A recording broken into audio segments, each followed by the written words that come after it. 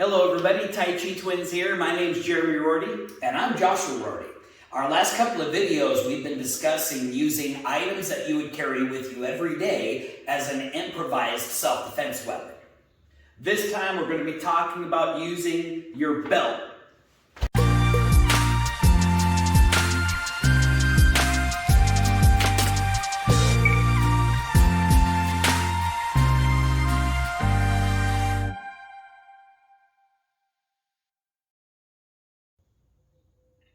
The first thing we wanted to talk about is something that if you're looking around at YouTube on belt videos, you're not going to hear a lot of people talking about this. How quick is it going to be for you to get your belt off? This guy's coming up to attack you and you're going, wait, hold on a second, don't attack me yet, I've got to get my belt off. And then even some will talk about wrapping it. Now that's taking even more time to get that belt prepared.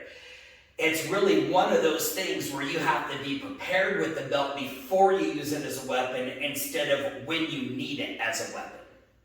The belt that I have is a little bit different. Instead of using the typical tongue and groove clasp, mine is held together by magnets. So it makes it a little bit quicker to pull it out and deploy. But now the other thing that these other videos don't talk about is now that I've got my belt off and I'm prepared to use it in self-defense, what's going to happen with my pants? And while nowadays saggy pants might be a fashion statement, do you really want to be fighting in saggy pants? Especially my pants, they fit a little bit loose, but they fit to me. The belt is just to kind of keep them snug. But if you have loose pants and then you have stuff in your pockets, it could pull them right off, and now your feet are tied up. Maybe the guy won't want to attack another guy in underwear, so that might work out in your advantage. Nobody wants to fight a naked guy. Now that you have the belt deployed, how do you wield it? Well, there's a lot of people will talk about you're going to take one end and you're going to wrap it around your hand. This is good and advantage because it's going to make sure it doesn't slip out of my hand when I'm swinging it. And if he grabs it and tries to take it away from me, I've got a good hold on it. But now the other disadvantage is it's wrapped around me. I am connected to this belt right now. And if he's got friends and I do one of these fancy techniques, see, I'm even trying to let go and I'm still caught up in it. So myself, I prefer to fold it in half. I would use it this way. The other thing I would want to think about is what side of the belt that I would use to strike with. Now in this case, my belt has hard tips on each end. So no matter what end I would strike with, this could be potentially deadly force, which there's certain situations, a guy's got a knife or something, that might warrant that. But otherwise, like what he was talking about earlier, if I fold this in half, now I've got this cloth part that I can strike with, and you would be surprised at how effective that is. We'll show a demonstration of that later. Now I just want to talk about the advantage of folding the belt instead of wrapping the belt around your hand. The power is calculated by mass times velocity. How heavy is it versus how fast can you swing it? Now obviously a metal belt buckle on the end, that's going to have some mass to it, which is one reason to use the belt buckle in. But I just want to show you each time I fold this, it's going to change the mass of what's hitting. Let me start off with just one strand. So you'll see as I fold it, I make it about the length that I need without it wrapping around my hand and me being restrained to it. Now I'm going to hit this heavy bag here and it's going to hit with a little bit more force than you might imagine. So I just want to give you a heads up. If you got earphones in, you might want to turn the volume down a little bit here. So again, listen to the sound. The sound is a direct relation of how much power it's generating. That might sting a little bit. Did you hear it? I'll do it one more time. Okay, so that was one strand. What if I changed it up and used two strands? Now, in this case, what I might do is take the two ends together, use that as the handle, and use this as the striking side. Twice as heavy. Is it going to have twice as much power? Listen. That made my ears ring a little bit. Make sure you got your headphones down. Now, what if I take that even further, and instead of just folding in half, I take it off, and I fold it 2 times. Now I don't have to fold anything extra. This is about how long I would want it to be. Just to show you, 1, 2, 3, 4 strands. Is it going to be 4 times louder than if I only use 1 strand? Let's see.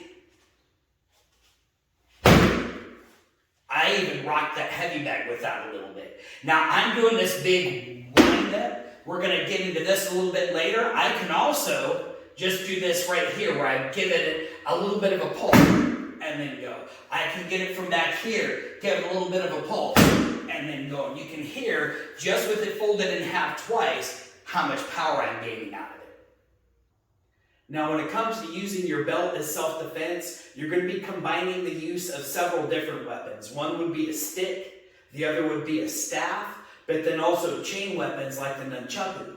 Especially if you're good at using the nunchaku, you're going to find that using a belt for self-defense can come into second nature. The defensive side of using the belt is more like a quarterstaff. With a quarterstaff, you would generally hold it in the middle by 2 hands, and this center section of the staff you would use for blocking. I can use the same thing with a belt. I just pull the belt tight, and when he goes to throw a punch at me, that creates a nice surface to be able to do a block. If he's got a knife and he's stabbing at me, it gives me a little bit more room for error that I don't have to worry about cutting myself as I'm blocking him. He's throwing a kick. If I keep that nice and tight, I can even stop the kick as well. But because this is a flexible weapon, we've got another option. Besides just pulling it tight, I can pop it. And that's going to create a slightly different reaction. If he's throwing a punch and I pop it, did you notice how that pushed his hand away? It's adding a little bit to that spring, and using things like this, as I push it away, I might be able to move in and just be able to get it wrapped around his neck. That's a technique. Especially when it's folded through like this, I might be able to get it back through and get a good restraint on it. On top of that, every time he snapped it on his block, I could feel that sting my arm. So there's a little bit of pain compliance involved in that. When it comes to striking with this weapon and you're using something with a metal tip, there's some things that I learned from using chain weapons like nunchucks or rope dart. The number one thing is that what I have to be careful of is this could bounce off and hit me. My very first lesson in this with nunchucks against a heavy bag, I didn't follow through my strike. It bounced right off the heavy bag, got me in my own head, sounded like a bowling alley in the dojo. So there's a couple things that we can do to remedy that. Number one is I'm going to be striking from high to low. That way it doesn't bounce off and hit me in the head. It might hit me in the body. That's much better. But then the other thing is following all the way through with a strike. So you'll see, even if I'm coming up to high and I just stop it there, it's going to bounce off. If I do that with any kind of force, it's going to bounce off and hit me. You notice how when I swung down though, hit me in my butt. So another way to avoid that is when I'm swinging high to low, I want to swing all the way through that target. Because then it's going to wrap around me, it hits, it loses momentum by the time it gets me. And again, when it wraps around, because I swung low, that's going to hit me in my lower extremities instead of my head. There's also some basic techniques I can use to keep my opponent at a distance. And this is just using circles and figure eights. We talk about these right from our staff and stick technique. So if I have a metal end on this and I start swinging it in front of me, that's a lot of mass. That gets pretty scary if that's a belt buckle come to your face. So that's going to keep them at a distance. The other thing is, like in this case, if I have it folded in half and it's a little bit short here, you notice how I'm holding this belt in my hand, but I'm holding this side in just 2 fingers. This comes a lot from my rope dart technique. I can still be swinging like this and keep them at a distance, but now in the middle of my swing, I can let one end go, and as a surprise, I get some extra distance off that. So they might think that they're just outside of range of my weapon, but as soon as I let that end go, whack. Now, if they put a hand up to block it, chances are that's going to wrap right around their hand and still hit them in their head. There are other uses for the belt outside of just holding up your pants or using it as self-defense. One of the things that we learned in a first aid class a long time ago is that in a pinch, a belt with a buckle on it can be used as a tourniquet. You can even use that here. If I fold the belt in half, you'll see I got a loop on one side, and if he's got blood, he's got a gash down here, you always want a tourniquet up above it. I'm going to use the loop, and then I'm going to take the rest of it, feed it through the loop, and then pull it back on itself, and that can create enough pressure, especially if I wrap it a couple of times and then tie it into a knot to be able to prevent the bleeding from coming up. The other thing is the belt really serves as a piece of cordage. So if you needed something sturdy and a little bit long to tie up your shelter or make a litter or even a makeshift dog leash, that's lots of really good uses for that little bit of leather or cloth or whatever your belt is made out of. So since we're talking about tying up, this might be a good opportunity to bring up the point of restraining. Now, as we were doing a lot of research on this, we like to look at what other people say about using a belt.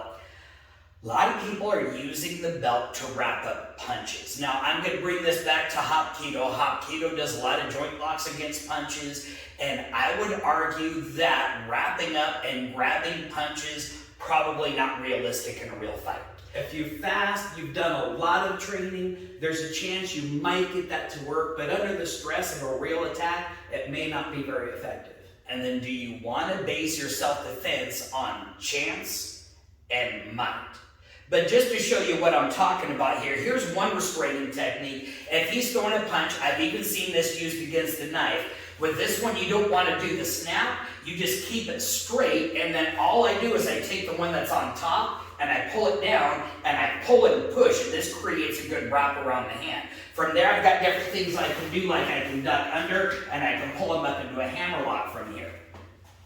One that's slightly more effective, I'll see if I can do this slow so you can see it, is I'm not actually blocking with the belt. I'm keeping this side close to my body. My other hand, I'm just doing an inside forearm block. As he throws a punch, I block, I redirect around, and notice how I've just caught his wrist.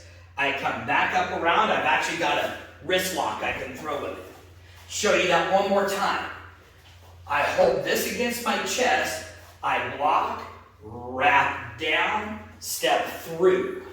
Now let me point out why I don't think that would be very realistic. Now, a lot of martial arts, including Hapkido, what they're training is the guy's throwing the punch and he's holding it out there so I can do my technique.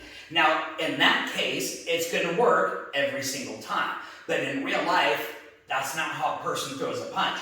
They're going to throw that punch and I'm going to try to catch it. Oh, I just caught it right there on random. Might be happenstance. That was a might and an if. And in that case, you see how effective it was for as far as restraining it. But because of that, this is moving. Hard to hit a moving target. Let's think about what's not moving in this. So in this case, what I might do is block to the inside, and I'm going to take this high part right here, step past, and come around his head. When I step behind, I take the other side, put it under, and then I twist, and immediately I get the tap. If I really wanted to be mean with this, I would then take and throw him over my shoulder. As far as restraining your opponent, there was one thing in the news recently on this guy who was on a flight, got a little bit crazy, he broke the end off of his spoon, and then he used that to stab a flight attendant. Well, fortunately enough, he was dogpiled by a bunch of people on the plane. They held him down, tied his shoelaces together, and then tied his hands up with their shoelaces, and that worked. But I think about how long it would take to unlace my shoes to do that, whereas I could do that if I got a belt. What I'm going to show you how to do is tie a handcuff knot. And now this is only good if you've got a longer belt like this. The typical belt you have around your waist may not be long enough. Also would work if you had a small length of rope or even a scarf. Now I'll show you how to tie this knot. I have my rope or my length of belt. I'm going to loop one side in front, one side behind. Then I reach through the loops and I grab the loose ends and then I pull it nice and tight, and you kind of see how it looks like I have almost a bow tied into this. Now with my brother's cooperation, I'm just going to have him put his hands through those loops, and then these loose ends, I just pull to tighten it. And you can see how that's getting right around his wrist, the small part of right where the thumb meets it.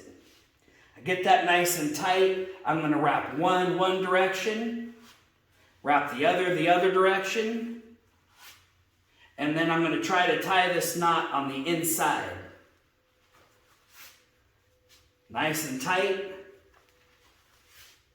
Now effectively, he's pretty well handcuffed together. I can even hold these to drag him around and control him. If I let go, he might eventually be able to struggle out of this. But that's in there pretty tight. That's hard to get out of. It won't be foolproof, but in a pinch, it'll work pretty well. I'll show you another way to do a handcuff knot with a belt that has a buckle on it. So normally the way the belt would be fed through would be this way. That's not what I'm going to do though. I'm going to come around the outside of it with a loop, and I'm going to take that loop and put it right inside the buckle. Then I pull that through to where you see I've got a double loop.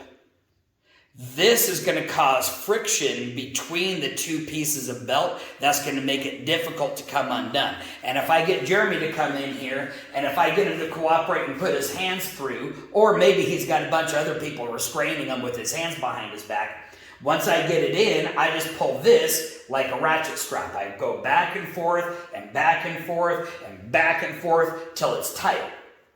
Then you're going to notice most belts will have this little loop right here. I would just take the remaining end and put it through the loop.